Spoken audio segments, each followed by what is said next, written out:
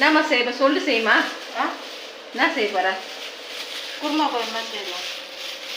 கிராமத்து கழனியில் வளைய காளான், இதில் வந்து மருந்தே இல்லாத காளான், அதுதான் இன்றைக்கி வந்து எங்கள் அம்மா இன்றைக்கி வந்து குருமா குழம்பு வைக்கணும்னு சொல்லிக்கிறாங்க. வாங்க பார்க்கலாம்.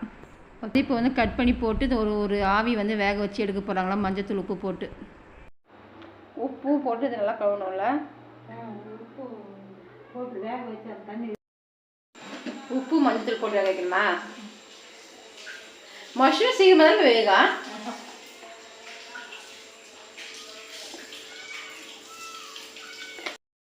மஞ்சத்தூள் ஒரு கொதி வந்தோடனே போதும்.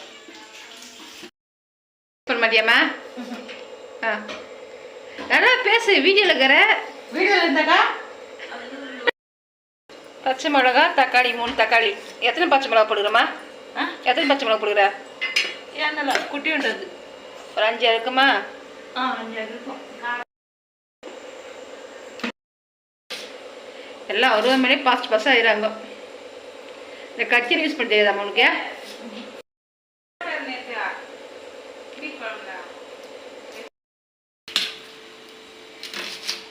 ஃபாஸ்ட்டாக ஆகிற மாதிரி ஆயிடுறாங்க. பஸ் சருன்னு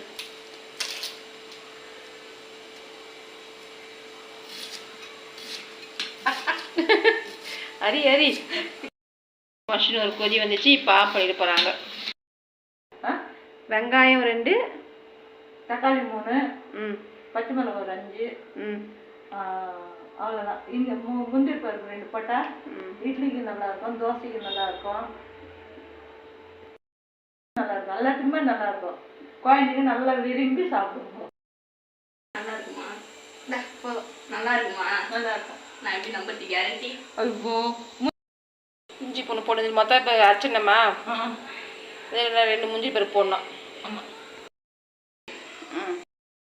மிக்சியில் அரைக்கணும். சொல்லு, என்ன ஊத்துற?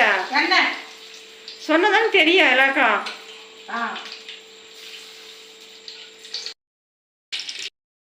சோமு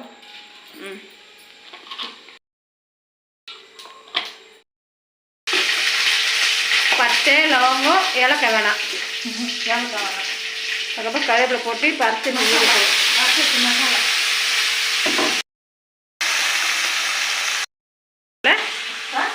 சோம்பு தான் போட்டேன். சோம்பு, லவங்கம், பட்டை.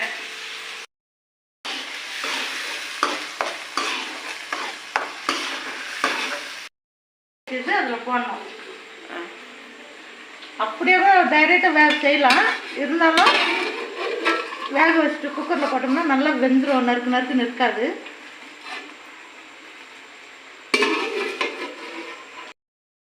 ஸ்வீட் கார்ன் போடலாம், குடமிளகா போடலாம். Sweet Karnaugh? ஸ்வீட் கார்ன் போடலாம், பேபி கார்னு போடலாம், வெங்காயத்தாலும் போடலாம். மசாலாவே போடலையே ஒன்றா? என்ன மசாலா போடலாம்? இதில் பட்டு, லவங்கம், தேங்காய் அரைச்சி மிளகாத்தூளெல்லாம் போடலையே. இப்போ பச்சை மிளகா காரம் மட்டும் போதுமா? இட்லிக்கு, சப்பாத்திக்கு, தோசைக்கு இது வரைக்கும் போதும். இதில் மிளகாத்தூளெல்லாம் வேணாம். அவ்வளோதான், ரெடி ஆயிடுச்சு கிரேவி.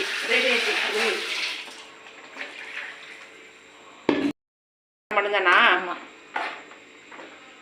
காரமாக தேவைன்னா போட்டுக்கலாம். ஆனால் இப்படி வெறும் பச்சை மிளகா போட்டு மட்டும் தான் செஞ்சுக்கிறேன்.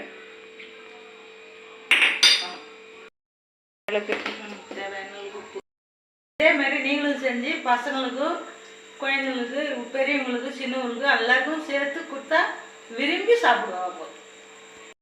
இந்த பக்குவம் ரெடி ஆகிடுச்சு. இந்த பக்குவம் எங்களுக்கு போதும். நாங்கள் வந்து இன்றைக்கி வந்து இட்லிக்கு தாங்க யூஸ் பண்ண போகிறோம். சப்பாத்தினா இன்னும் கொஞ்சம் திக்காக இருந்தால் சப்பாத்திக்கு டேஸ்ட்டாக, சப்பாத்தி பூரிக்கு ரைஸ் கூட நல்லாயிருக்கும். இந்த டிஷ்ஷு உங்களுக்கு பிடிச்சிருந்தா ட்ரை பண்ணி பாருங்கள்.